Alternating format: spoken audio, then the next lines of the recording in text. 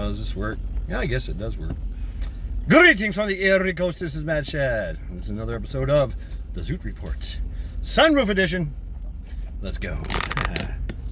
Yeah, welcome to Northeast Ohio. It is currently 91 degrees. That's okay though. It's been a good day. It's been a real good day.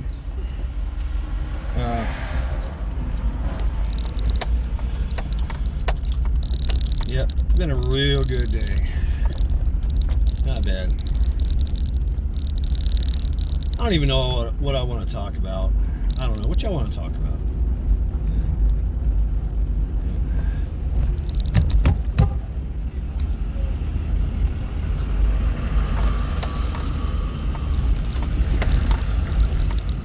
The days.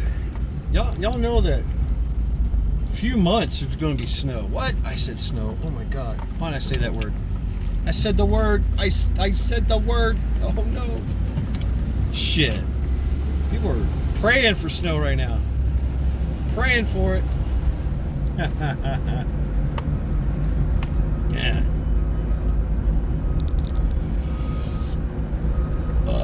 Oh God. What a glorious day. I wish I would have. Days like this, I wish I would have called off of work or something. But get that whole fucking word is bond thing going on for me, and you know they kind of need me.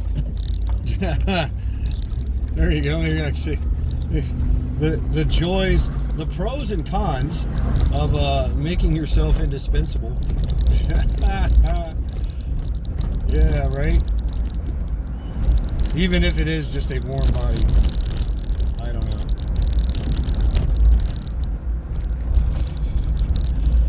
Even if it is the ability to, you know, go wherever, right? Wherever you're needed, you know. And, you know, even if it is just a simple thing, a simple task, like, hey, we need you to do this today. I know it's an easy task for you, but you know, everybody's calling off. Everybody's, you know, not showing up to work, and they're shorthanded. And I was watching managers literally do yeoman work. Like, damn.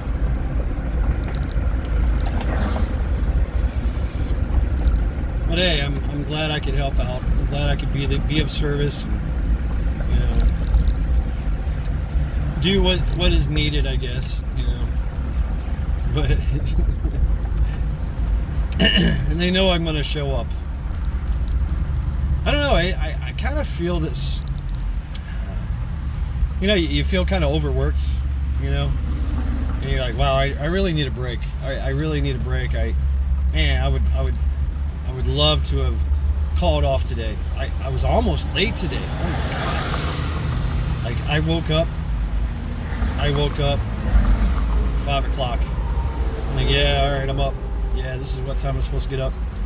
And I laid there in bed, and I turned off all my alarms. I'm like, yeah, okay, I can turn off my alarms now because I'm up. Went right back to sleep. Woke up at like 6:35. I'm like, oh shit, I got to be out of here in like 10 minutes. And from 6:35 to 6:45, boom, got everything done. You know, got dressed, got coffee, you know, and fucking out the door I went. In 10 minutes. You know, it just kind of reminded me of the Marine Corps days. You know.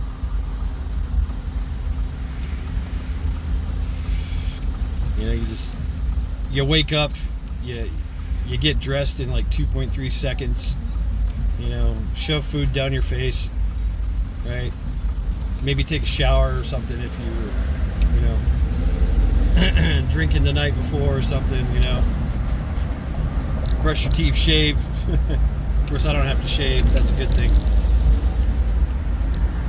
And then, boom, out the door for formation. You know, accountability. I'm alive. Proof of life. I survived. Survived the night's festivities.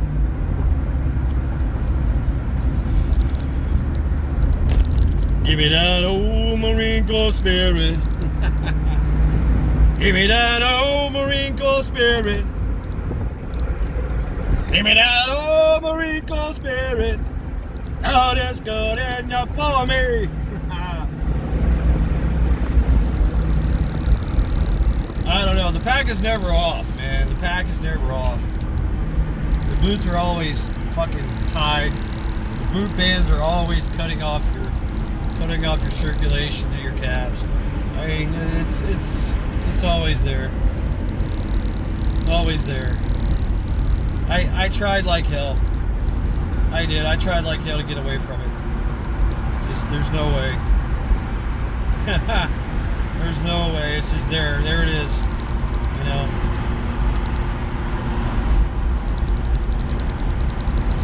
Yep. So might as well own it. Might as well just say fine. You know.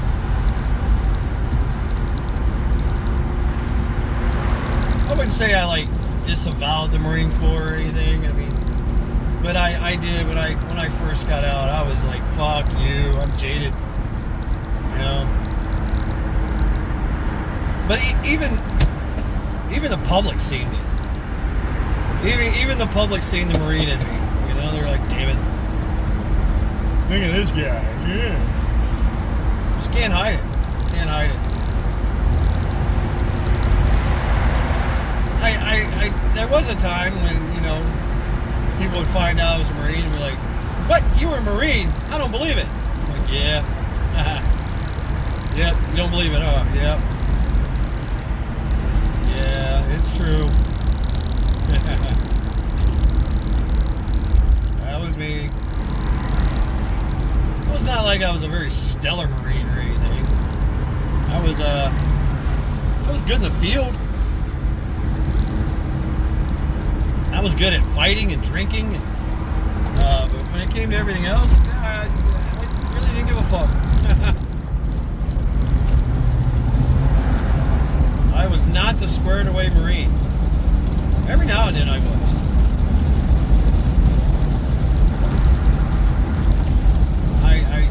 Shit. When I got my good service conduct medal, they gave it to me in formation. It took, you know, like 2 years or whatever to do. But, you know, my chain of command, you know, they just going through. And it wasn't just me, it was a bunch of other Marines too that got good cookie or whatever. And they're just like, I don't know how you got this. Like, well, you didn't get an Article 15, you didn't get an NJP. Just right under the radar, you know. But yeah. I mean, I got out as a terminal lance corporal. I mean, seriously. Terminal lance corporal. I didn't even make corporal. They're like, no. At the end, I mean, at the end, they were like, well, hey, if you re-enlist, we'll send you through corporal and all that, you know.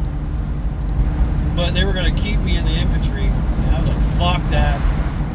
No, thank you.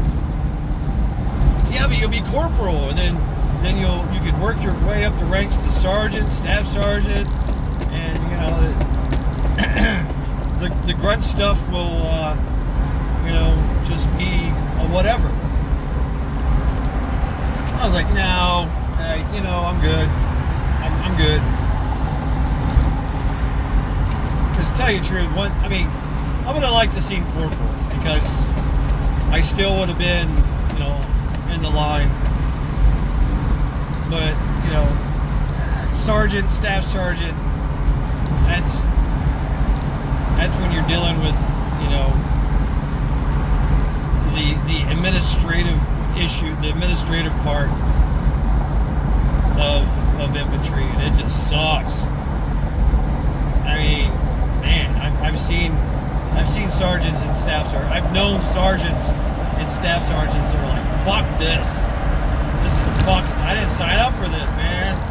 This is stupid. I'm getting out. Fuck this. I'm getting out. You know? Fuck this. No, thank you. I mean, you know, it's the Marine Corps is an attrition, high attrition kind of thing. You know, the infantry. You know, everything else. I mean, yeah. You want to get over?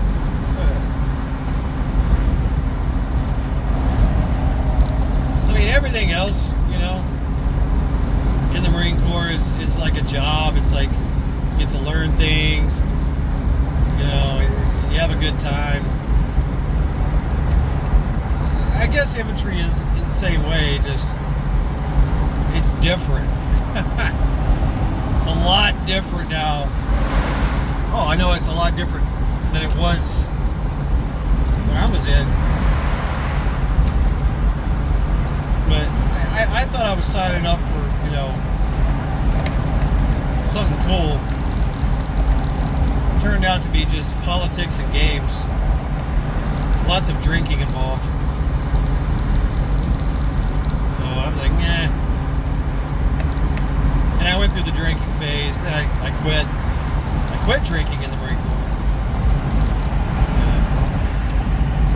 DUI and shit. So yeah, I was a dirty bird. I mean, that was our name for a while, Dirty Birds. 3rd Platoon. And, you know, then they told us exactly what 3rd Platoon was for.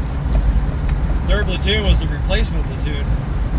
1st Platoon and 2nd Platoon.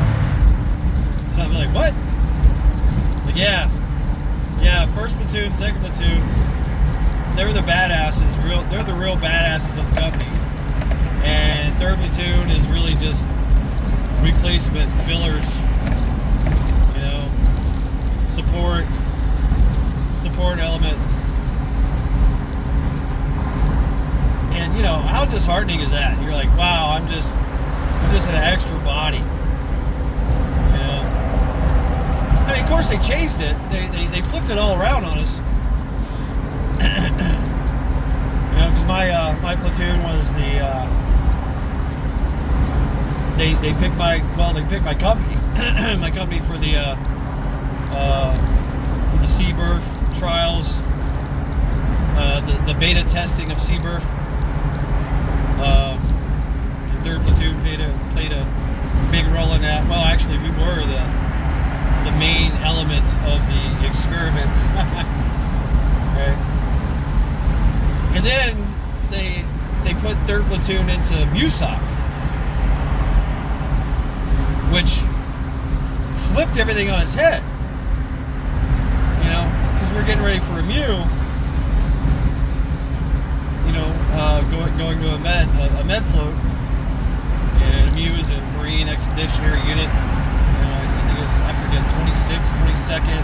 I forget what I was, but they made 3rd Platoon the cover force for the Force Recon and Navy SEALs. And for the whole workup to the MEU, we had the most badass, amazing training. We're hanging out with Force Recon. Sometimes we would do stuff with the SEALs. They didn't like us, though, for good reason. Navy SEALs didn't like the Marines for good reason. The grunts. I guess, I don't know. But we got some really good training. The rest of the company, they had Zodiac, they had, you know, all this other shit they were running, which was cool, but they didn't do what we did. But once again, we were the cover force. We were the bullet sponges, the expendables for Force Recon and Navy SEALs. But you know, we got to do BBSS, NEOs, and traps, lots of mount, you know, urban stuff, you know, just a lot of shit. It was really cool.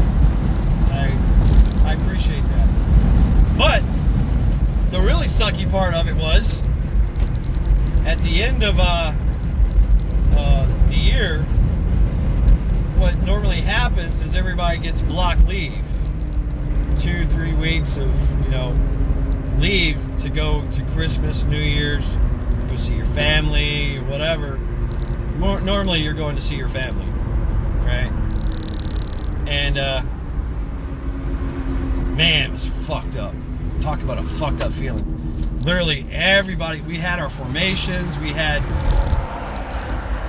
our goodbye formations that last for fucking all day long, because we're about to empty out the barracks. Everybody's got, I had already, before that, you're going. And people had already purchased plane tickets. I was gonna fly to Tennessee and see my mom. I had a bunch of gifts and stuff. And they're like, well, haha. So at the dismissal, the actual, like, the battalion dismissal formation, which everybody goes nuts. Woo woo, yeah! Families waiting on them to pick them up. You haven't seen them in like a year or two, whatever, right? And then they say, they tell us, they say, my platoon sergeant says, we got one more, everybody hold back, everybody stay after this missile formation. We're like, oh god, here we go, another fucking, can we just be done with this? We just go, right? And we get the word that we're going to Africa. I'm like, what? We were just like, what the fuck? Military bearing went out the window. Fuck! Everybody's like, what the fuck? Are you fucking serious? This is a joke, right? This is a joke, right, Staff Sergeant? What the fuck? He's like, nope. This is for real. You're gonna go back to the barracks, pack all your gear. We're getting on 5 tons, and we're heading on out. We're gonna go to fucking Cherry Point, get on C-130s, and we're gonna fly out to fucking Norfolk and get on the ships. I think, yeah. No, we flew out of because we flew out of Myrtle Beach, going to Atlanta. Now, anyway, yeah, I always get these things mixed up. Anyway, yeah, pack all your shit. We're going to Africa. And we're like, what the fuck? He's like, yeah, the lieutenant colonel says, yeah, we gotta go. Here's the, can't tell you much, but it's a type of emergency. And I was like, oh my god, this sucks so bad. I was like, can I get money? Can I get reimbursed? And what they do is they promise you everything. Like, yeah. Yeah, if you've got plane tickets that you purchase, you can get reimbursed. You just need to, fill out these forms. Don't worry. All this is, you're still going to get your leave pay. You're still going to get all that shit, And what's going to happen is Lieutenant Colonel said that that third platoon is going to leave. They're gonna leave the MEU 2 weeks early and go on leave after everybody, after the MEU is done. So we're like, what the fuck, man? And sure enough, they fucked us. We got no reimbursement. They were like, fuck you. Too bad, so sad. No help from, obviously you're on ship out in the middle of the fucking ocean, But I did become a Emerald Shellback at that point. It's my second time across the equator. And the Prime Meridian. So yeah, we got that. That was cool. But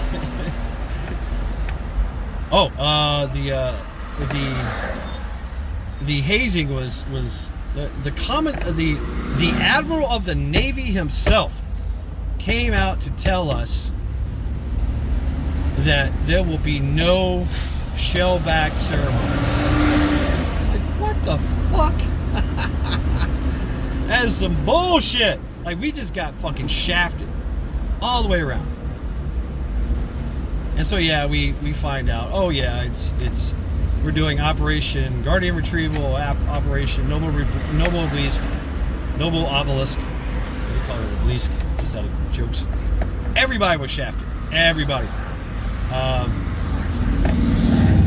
Third platoon and all the no, actually the officers, they got a week, and then they flew out. They flew out to the Mew. We were on the ship, floating down the fucking across the Atlantic, and they had a week with their families. And they came out to meet us. Like, fucked up, man. I'm like, hey, we're here. Let's do this. So fucked up. And yeah, they didn't give us they didn't reimburse shit. They were just like, sucks to be you. And yeah, we did Africa. You know, all that. Did that thing. And, you know, then we go on to do the Mew. We link up with the rest of everybody else, and, you know, in the Mediterranean, and we do our thing there. Went to Ukraine, went to Romania, went to all these places. All right, always go to Italy. Always. They always go to Italy. And 2 weeks arrives, you know. We're like, yeah, here we go. Yeah. We got our shit packed. Everything's packed up, ready to go. We're like, yeah, we're gonna fly out of here.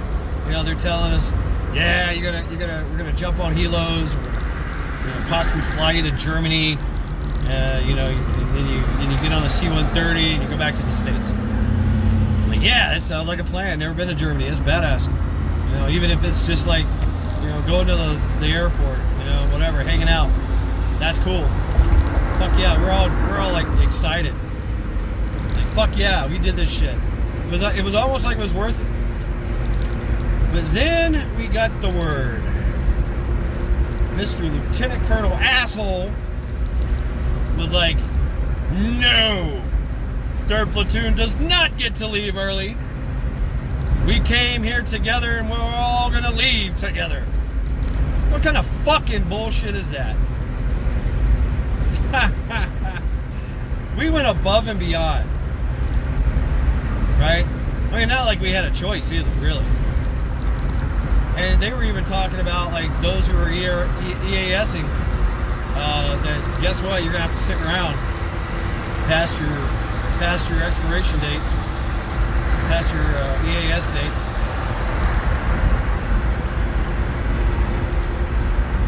Like, fuck. And, you know, Africa. Cool, I got to see Africa. It was funny too, because when we were going there,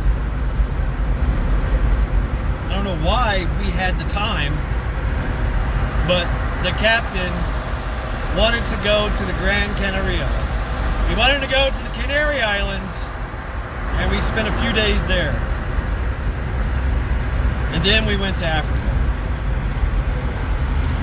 Meanwhile, there was a war going on, and there was an ambassador and his family that we were like tasked with saving, and the Rangers, the Army Rangers were there, but they found their way out,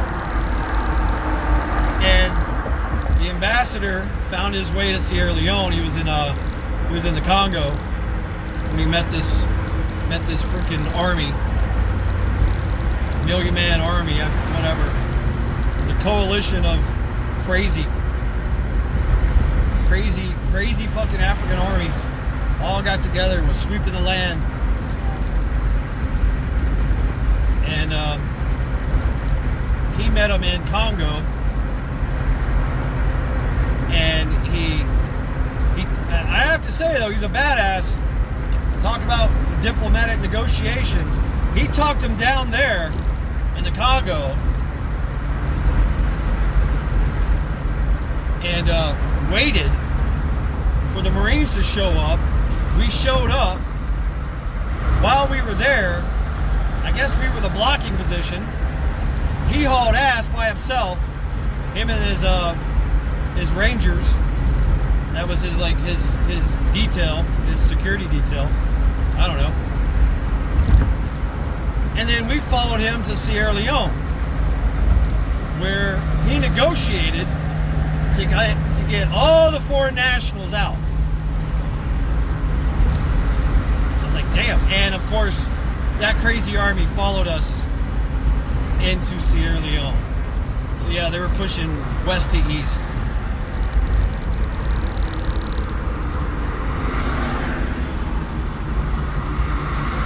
So yeah, we got shafted. I mean, it was okay, I guess. I mean, looking back on it, but man, we were jaded. They encourage us to write letters, you know, to the chain of command, the higher up chain of command. You know, this is just terrible what you did to us, kind of thing. You know, we demand some type of, you know, compensation, something. You know. Oh yeah, when we got back, we didn't get leave. We didn't get 2 weeks. Nope, didn't get it. Because now we got to now we got to get ready for the next fucking exercise, some bullshit. By that time,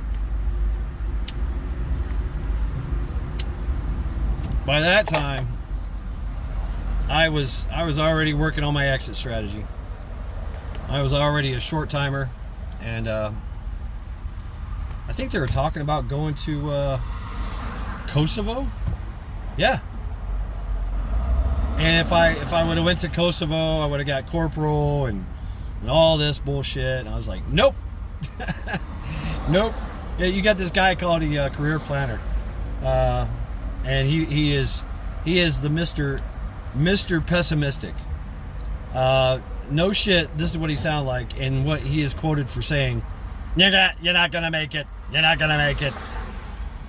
Nope. You're not gonna make it. Nope. The best we can do is this. So he just shafted everybody. That was his job. And it was, you know, a type of, we wasn't in a war footing. I mean, that Kosovo came about, you know. So the Marine Corps was worried about, you know, getting involved with that, which they did.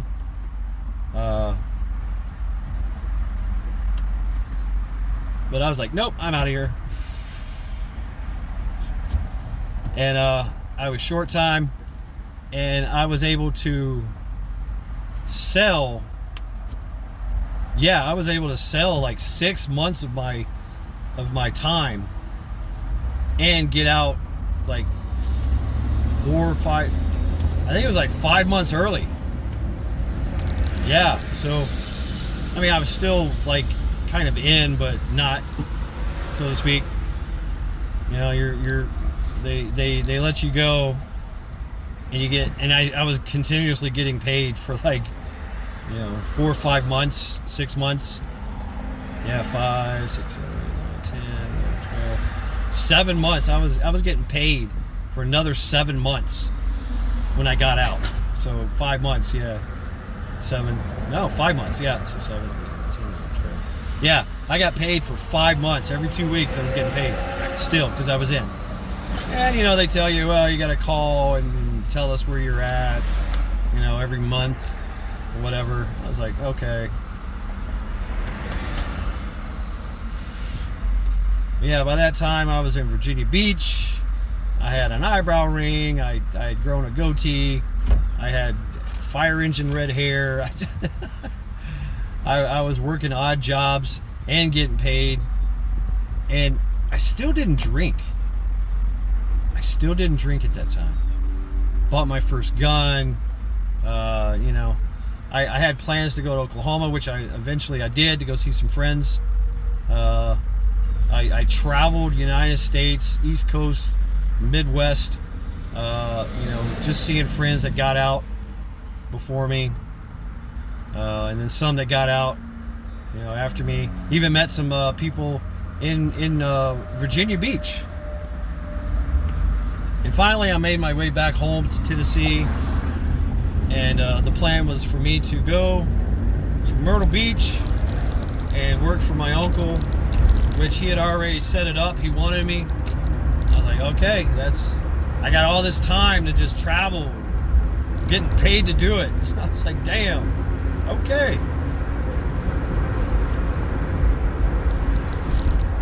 I became a prison guard, you know. They were like, wait a minute, you're still active? Well, inactive, whatever. I'm like, bro, you should join the National Guard. Nope.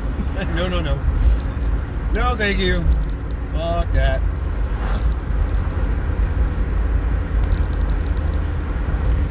Yeah, I got a driver's license in Virginia Beach. Even though I had a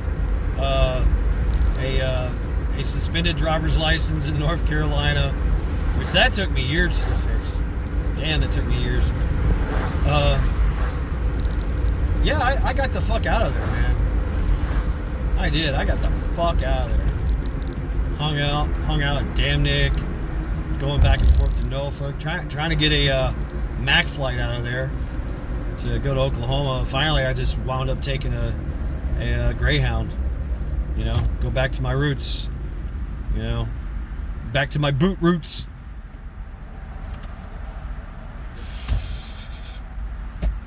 All kinds of adventures afterwards, and I needed it. And yeah, I smoked hella weed. I stayed fucking stoned. Oh my god, stayed fucking stoned. It was all about the weed.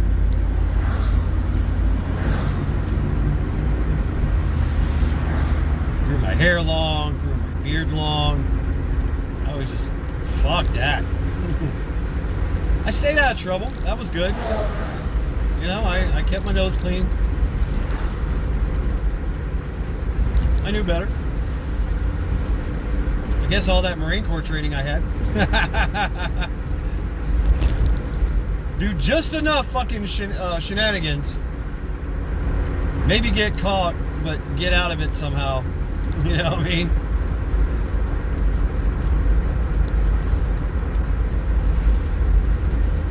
I don't know. I'm talking about stories of the Marine Corps. But it kind of reminded me, like this thing I'm going through with work. I'm the guy. I'm the go-to guy. Hey, we had 5 call-offs today. What? 5? Yeah. I need you to get in that truck. Fuck. All right. Sure, why not? And I'm scheduled to do my regular thing tomorrow, which is not supposed to be driving, but it's subject to change.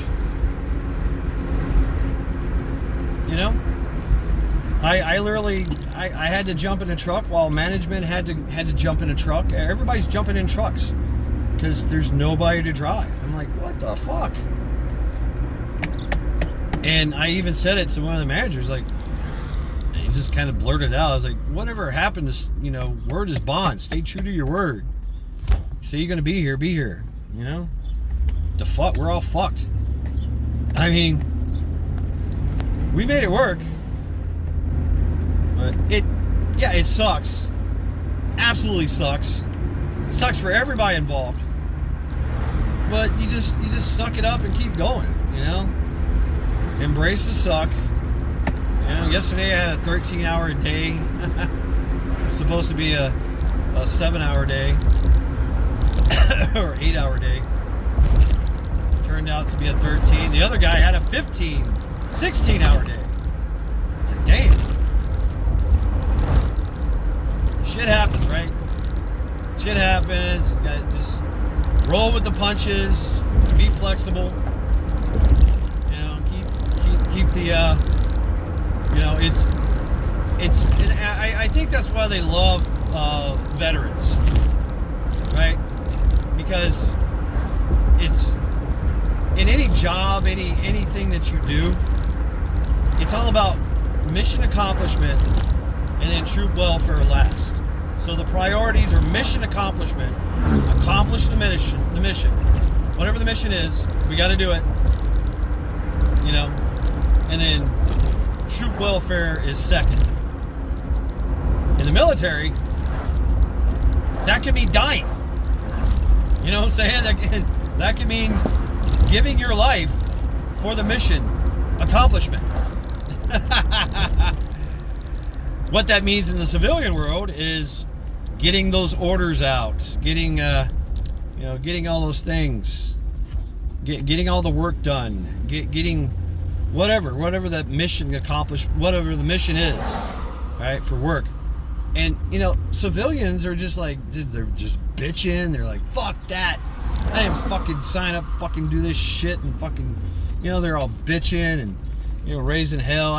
Man, y'all need to come up with some more money. Well, you are getting more money. You're getting, time and a half, overtime. I mean, shit.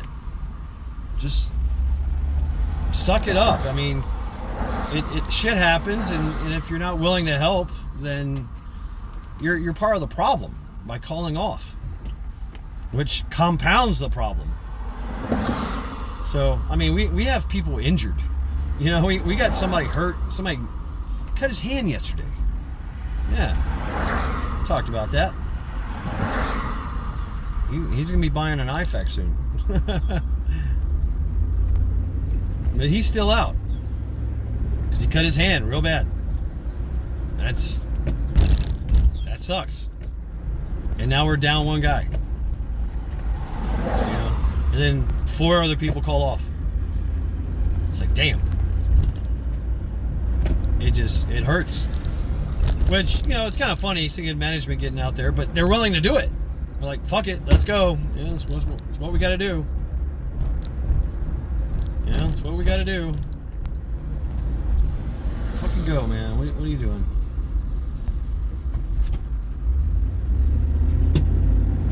You're an idiot. Blocking traffic. Ooh, badass. Oh, bus.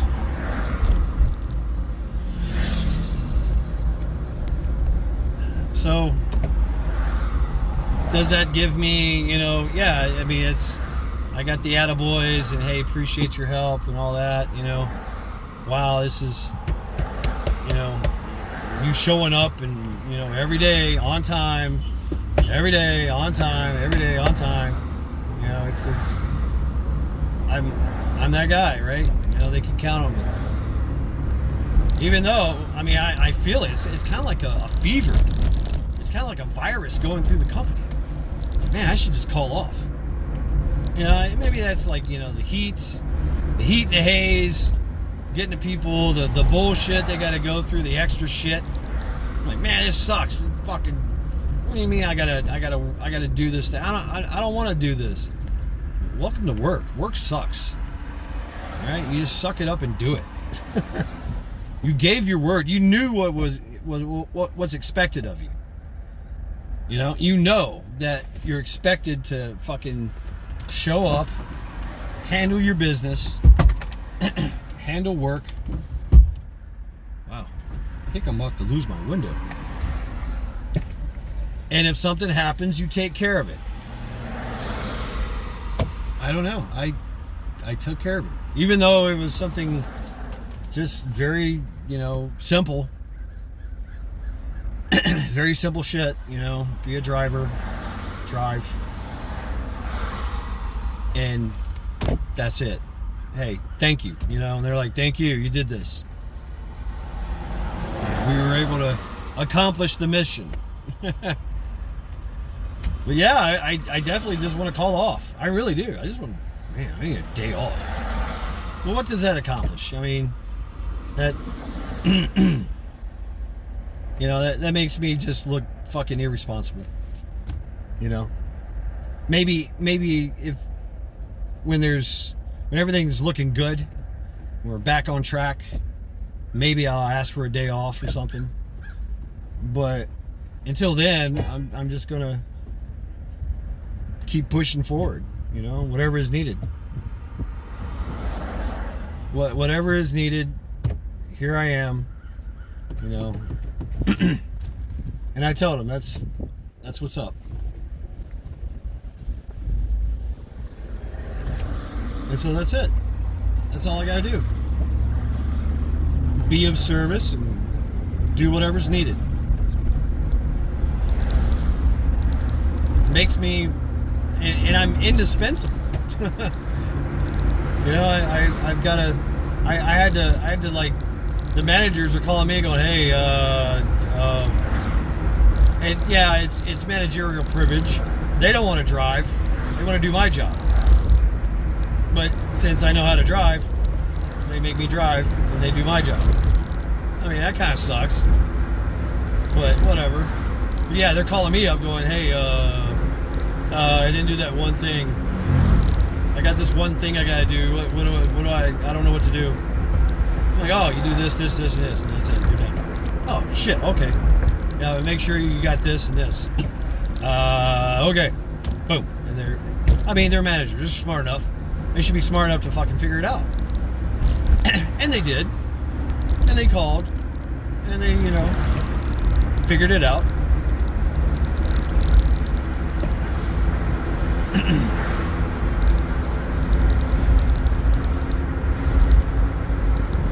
I don't know. It gets me. I mean, I listen to people bitch.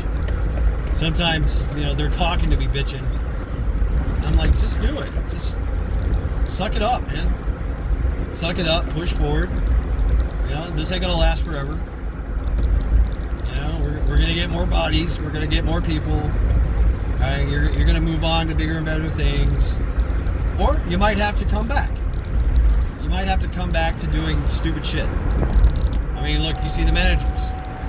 They're doing stupid shit. So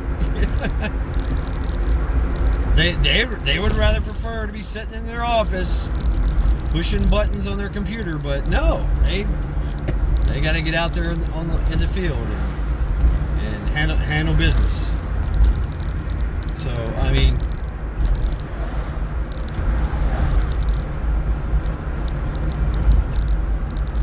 that's what they got to do, and they did it. What is this? Check tire pressure. Come on, bullshit.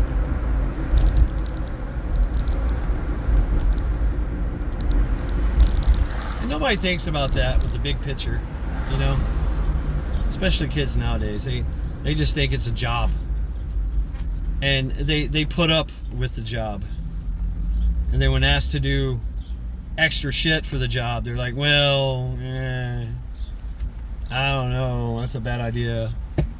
I don't like it. I'm gonna call in sick. You guys are fucking with me. This is wrong." Like, it's just, welcome to work and welcome to problems. I mean, you do the same thing in your life. Problems arise in your life, and you got to pull up your bootstraps and go forward and handle business. Handle that shit. Make it work. Fix it. If not, then, hey, it's an L. Oh well. But, a job, a corporation, a factory, a plant, whatever, they're always going to be about mission accomplishment. And they're going to ask you, "Hey, can you stay over? Can you do other tasks and perform other tasks? Can you handle this? Can you handle that?" I mean, if you're that guy, they know they can count on you to, handle more responsibility. Well, I mean, that's the makings of that's the makings of a manager. That's definitely they're definitely gonna be like, "Wow, you really came through for us. Yeah, you're getting a raise. Hell yeah." The guy that's bitching and calls in sick all the time, he's not getting a raise. You know what I'm saying? They're gonna wait for him to quit. They're gonna make him suicidal and keep him. They're not gonna give him more responsibility because he can't handle it. Can't even handle what he's got now. So I mean, it works out. It works out. Because even if the corporation or the big boss doesn't see you as an asset, the lower management and everybody else sees you as an asset because they see you every day, all the time. Like, oh shit. Okay, you're here. All right, cool. You know. Great. You're here. You're good to go. We're good to go. We got this. We got this. We got this handled. Tragedy nearly averted. But I also have the responsibility to make sure that I don't get fucked up. I'm not going to be late. I don't get sick. Right? And hell, if I am sick, then I'm just going to go to work anyway. Unless it's something very dire. You know? Or make them send me home. Which they probably won't. They'll be like, yeah, well, hey, you're here. All right, way to go. Good job. You know? Holy shit. Yeah. Everybody trying to get gas right now.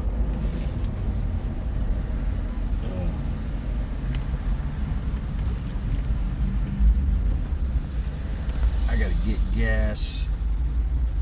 I gotta get the gas. Yeah. So this is where we end.